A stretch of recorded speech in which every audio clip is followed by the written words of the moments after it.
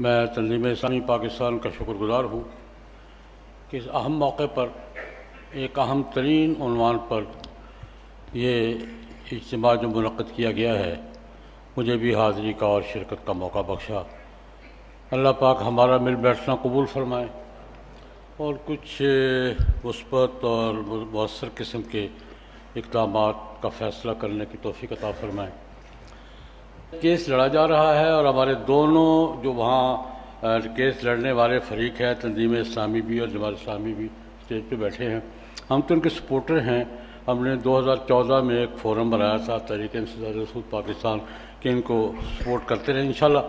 وہ تو ہم آپس میں مل بیٹھ کے جو بھی صورتحال ہوگی، اپیل ہوتی ہے یا نہیں ہوتی، پرائیویٹ اپیل ہوتی ہے یا گورنمنٹ اپیل کرتی ہے، اس کے بعد نہیں ہوتی تو کیا کرنا ہے، ہوتی ہے تو کیا کرنا ہے، انشاءاللہ مل بیٹھ کے ہم سارے فریق یہاں موجود ہیں، فریق نہیں ہم سارے دوست آپس میں اکٹھے بیٹھے ہیں اور انشاءاللہ کوئی لائحہ عمل کریں گے، کچھ نہ کچھ کریں گے انشاءاللہ العزیز۔ لیکن اس کے ساتھ میں کچھ معروضی صورتحال پر اپنے تاثرات اور جذبات کا اظہار کرنا چاہوں گا۔ اس وقت صورتحال یہ ہے کہ کل سے ہم خوشیاں منا رہے ہیں کہ ہم گرے لسٹ سے نکلنے کے امکانات پیدا ہو گئے۔ ابھی ہوئے ہیں یا نہیں ہوئے، لیکن اس پہ دو باتیں ہمیں بالکل سوچ لینی چاہیے۔ اس کے لیے ہمیں قربانی کیا دینی پڑی ہے۔ میں تفصیلات پہ جائے بغیر، بڑے آپ سب دانشور موجود ہیں، ہم نے اس کے لیے گرے لسٹ سے نکلنے کے لیے فیٹف کے کہنے پر وہ مذہبی آزادی جو قائد اعظم محمد علی جناح مرحوم نے انگریزوں سے لے کر دی تھی، ہم نے وہ قربان کر دی ہے اوقاف ایکٹ کے نام پر۔ ہم یہ قربانی دے چکے ہیں۔ ہمارے خاندان کے شرعی احکام جو قرآن و سنت نے دیے ہیں اور جس کا تحفظ عالمی بین الاقوامی قانون بھی ہر مذہب والوں کو دیتا ہے کہ ان کے خاندانی قوانین ان کے مذہب کے مطابق ہوں گے، ہم نے سیڈا کے کہنے پر وہ قربانی بھی دے دی ہے۔ یہ دو قربانی ہم دے چکے ہیں۔ ہم نے IMF کے کہنے پر اسٹیٹ بینک آف پاکستان کا کنٹرول بھی یا نگرانی ان کے ہاتھ میں دے دی ہے۔ ہم اپنے مذہبی آزادی سے دستبردار تو میں نہیں کہتا، نہیں ہوں گے انشاءاللہ،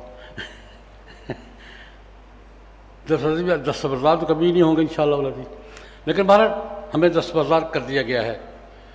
ہم اپنے خاندان کے شرعی احکام کو سے الگ کر دیے گئے ہیں اور معاشی خود مختاری اور اسٹیٹ بینک کے کنٹرول سے بھی ہم باہر ہو گئے ہیں۔ یہ تین قربانیاں ہم دے چکے ہیں۔ اب کچھ قربانی آگے باقی میں عرض کروں گا۔ اس پر کل ایک امکان پیدا ہوا ہے کہ اکتوبر تک شاید ہمیں گرے لسٹ سے نکال دیا جائے۔ ہم کریڈٹ کی جنگ میں پڑ گئے ہیں کہ ہم نے وہ کہتا ہم نے کیا، وہ کہتا ہم نے کیا، وہ کہتا ہم نے کیا۔ اس وقت معروضی صورتحال یہ ہے کہ یہاں تک جو پہنچے ہیں یہ تین بڑی قربانیاں دے کر اس کا کریڈٹ کس کا ہے؟ اس وقت ہم آج کے دن ہم اس پہ کھڑے ہیں کہ یہ کس ادارے کا کریڈٹ ہے، یہ کس طبقے کا کریڈٹ ہے، کس سیاسی پارٹی کا کریڈٹ ہے، کس انسٹیٹیوٹ کا کریڈٹ ہے۔ آج ہم اس کریڈٹ کے چکر میں پڑے ہوئے ہیں کہ یہ قربانیاں وہ کہتے ہم نے دلوائی ہیں، وہ کہتے ہم نے دلوائی ہیں، وہ کہتے ہم نے دلوائی ہیں، اور قوم بیچاری کھڑی ہے کہ ہم سے قربانیاں زبردستی لی گئی ہیں، اس کا بنے گا کیا؟ یہ اس وقت ہم اس پوزیشن میں۔ اگلی قربانیاں جو ہم نے دینی ہیں، اگر ہماری پوزیشن میں لفظ سخت بولنے لگا ہوں معاف فرما دیں، ہم اگر قومی سطح پر ذہنی پستی کے اس مقام پہ کھڑے ہیں کہ ہم غلامی کا کریڈٹ دینے کی کوشش کر رہے ہیں تو یہ قربانی ہم نے دینی ہے۔ پھر اگر ہماری ذہنی پستی کا یہ مقام آ گیا ہے کہ قوم کو غلامی میں ہم نے دیا، وہ کہتے ہم نے دیا، اس مقام پر اگر کھڑے ہیں تو یہ قربانیاں بھی ہمیں دینی پڑیں گی، اور چار چیزوں کی قربانی دینی پڑے گی۔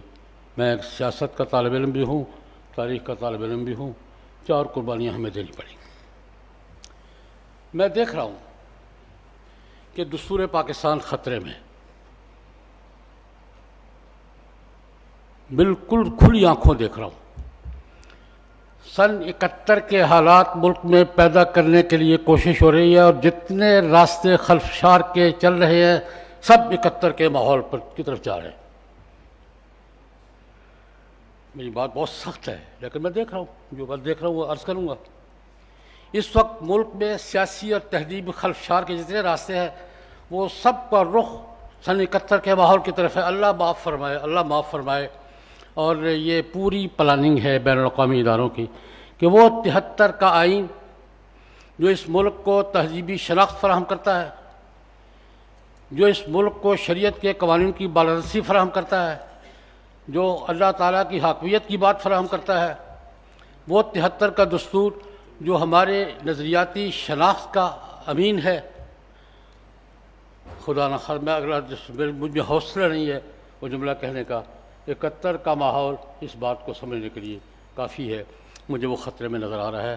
اور یہ تو میں کئی سالوں سے اظہار کر رہا ہوں، لیکن گزشتہ اتوار کو یہیں لاہور میں ایک کل جماعتی سیمینار میں ایک انتہائی سنجیدہ سمجھی جانے والے شخصیت کی طرف سے کھلے بندوں آئین کے بارے میں جو کچھ کہا گیا ہے، میرے تو رونگٹے کھڑے ہو گئے۔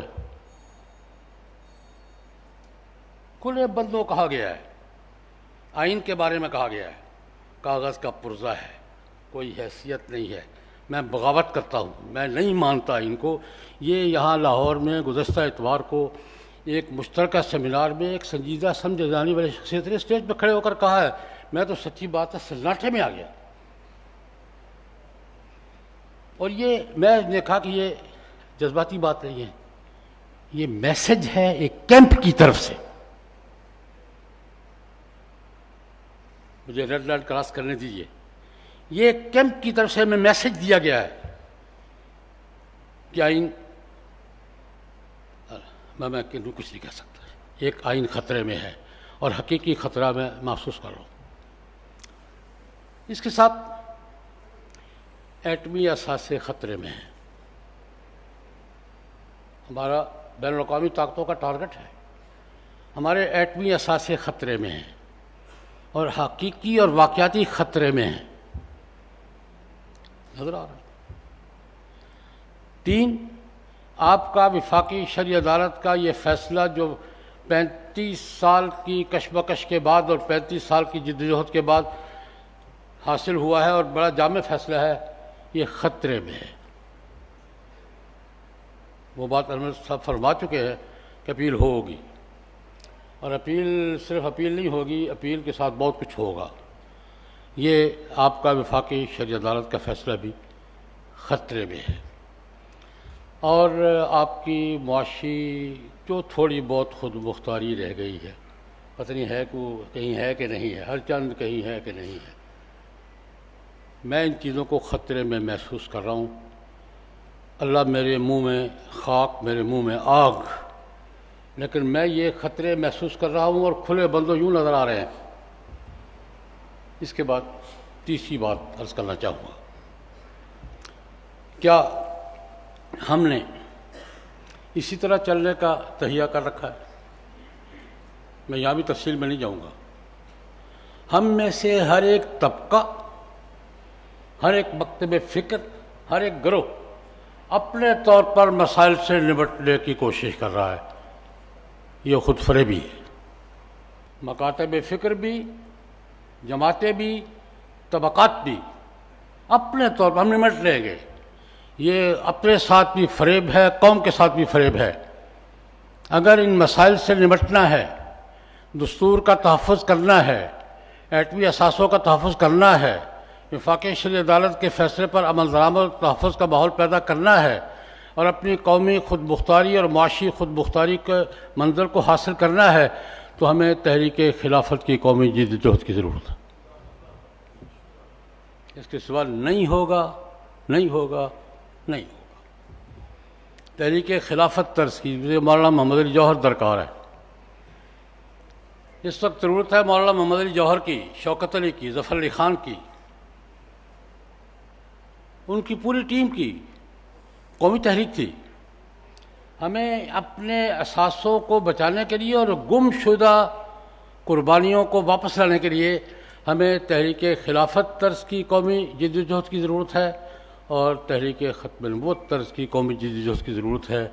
آج کا اگر ہمارا سیمینار قوم کو یہ پیغام دے سکے تو شاید ہم کچھ کر لیں، ورنہ مجھے تو خطرات ہی خطرات دکھائی دے رہے ہیں۔ میں اپنے جذبات کے اظہار اس شعر پر ختم کر رہا ہوں۔ ہواؤں کا رخ بتا رہا ہے، ضرور طوفان آ رہا ہے۔ ہواؤں کا رخ بتا رہا ہے، ضرور طوفان آ رہا ہے۔ نگاہ رکھنا سفینہ والو، اٹھی ہے موجیں کدھر سے پہلے۔ شکریہ۔